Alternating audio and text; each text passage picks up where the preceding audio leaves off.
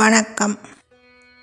இன்று மார்கழி மாத ஏகாதசி விரதம், அதாவது வைகுண்ட ஏகாதசி விரதம் பற்றி உங்களுக்கு கூற இருக்கிறேன். இந்த வருடம் ஏகாதசி விரதம் 10/1/2025 வெள்ளிக்கிழமை வருகிறது.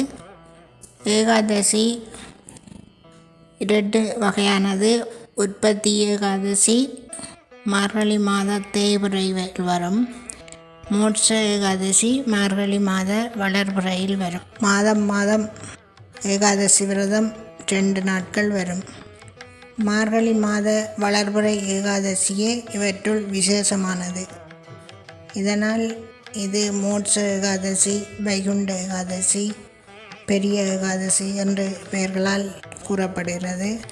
ஏகாதசி விரதம் அனுஷ்டிக்க விரும்புவோர் இந்த வைகுண்ட ஏகாதசியில்தான் விரதத்தை ஆரம்பிக்க வேண்டும். மாதங்களுள் நான் மார்கழியாக இருக்கிறேன் என்று கண்ணன் கீதையில் கூறியிருக்கின்றார். இம்மாதம் மகாவிஷ்ணுவுக்கு பிரீதியான மார்கழி மாத ஞாயிற்றுக்கிழமைகளில் மிக விசேஷமான தினங்களாகும். வைஷ்ணவ தலங்களில் அடியார்கள் கூடி விசேஷ வழிபாடுகளை நிகழ்த்துவார்கள். ஏகாதசி உற்பத்தியாகியது மார்கழி மாத தேய்பிறை ஏகாதசியில்தான். இதனால்தான் அதனை உற்பத்தி ஏகாதசி என்கிறார்கள். ஆனால் வளர்பிறை ஏகாதசியில் சிறப்பினால் அதையே வைகுண்ட ஏகாதசி என்று சிறப்பிப்பதுடன் விரத ஆரம்பத்துக்கும் கொள்கின்றனர். இந்த விவரங்கள் பத்ம புராணத்தில் சொல்லப்பட்டிருக்கின்றன. ஏகாதசி விரத நாளின் தசமி திதியின் சம்பந்தம் இருக்கக்கூடாது.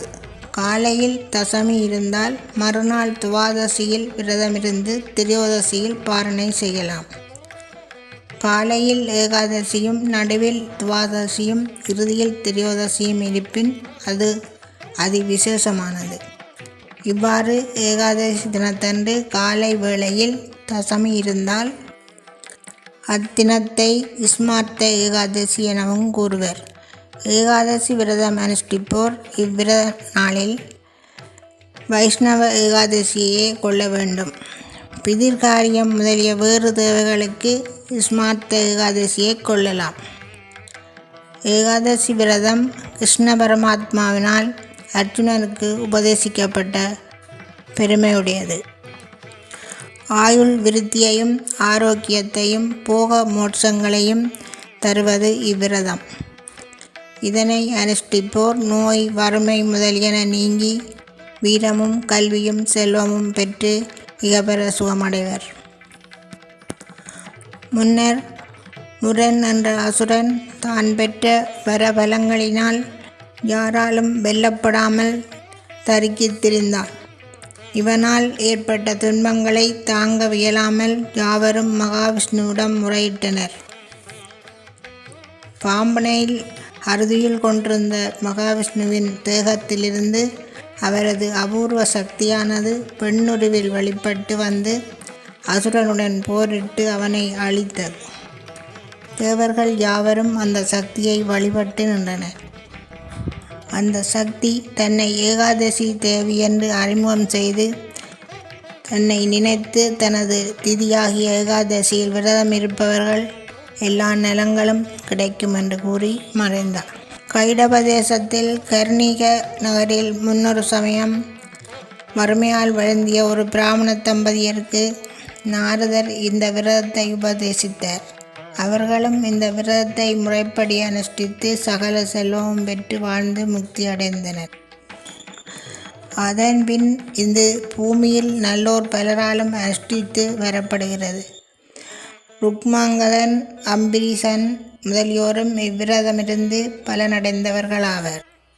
முன்னரே குறிப்பிட்டபடி மார்கழி மாதத்து வளர்பிறையில் வரும் வைகுண்ட ஏகாதசியில் இவ்விரதத்தை ஆரம்பிக்க வேண்டும். விரத முதல் நாளிலேயே ஒரு நேர உணவும் குடும்ப உறவு நீக்கம் கடைப்பிடிக்க வேண்டும். பொதுவாக உபவாச விரதங்கள் யாவற்றுக்கும் இவ்விதி பொருந்தும். ஏகாதசி அன்று முழு பட்டினியாக உபவாசம் இருந்து இரவு முழுவதும் நித்திரை விழிக்க வேண்டும். பாகவத புராணங்களை படித்தலும் கேட்டலும் பகவானின் நாம ஜெபம் நாம பஜனை இவற்றில் ஈடுபடுவதும் இத்தினம் முழுவதும் செய்ய வேண்டிய காரியங்களாகும். ஏகாதசி நாளில் துளசி எடுத்தலாகாது. அவசியம் ஏற்படின் 2 இலைகளும் கதிருமாக எடுக்கலாம். இது விதிவிலக்கு. மறுநாட்காலை 8:30 மணிக்கு முன் பாரணை செய்தல் முறை. பாரணையின் போது துளசி இலை, அகத்திக்கீரை, நெல்லிக்காய் முதலியவற்றை சேர்த்து கொள்வது நல்லது. ஏகாதசி அன்று தாம் உபவாசம் இருத்தல் வேண்டும் என்பதோடு வீட்டுக்கு வரும் விருந்தாளிக்கு விருந்தளிக்க தவிர்க்க வேண்டும். பலர் ஏகாதசி நாளில் வீட்டில் சமையல் செய்வதே இல்லை. இவ்விரதம் 1 வருட காலம் கைக்கொள்ளப்பட வேண்டும். வருட முடிவில் உத்தியாபனம் செய்ய வேண்டும். தொடர்ந்து விரதம் அனுஷ்டிக்க விரும்புவோர் ஒவ்வொரு வருட முடிவிலும் விரத பூர்த்தி செய்வது நன்று.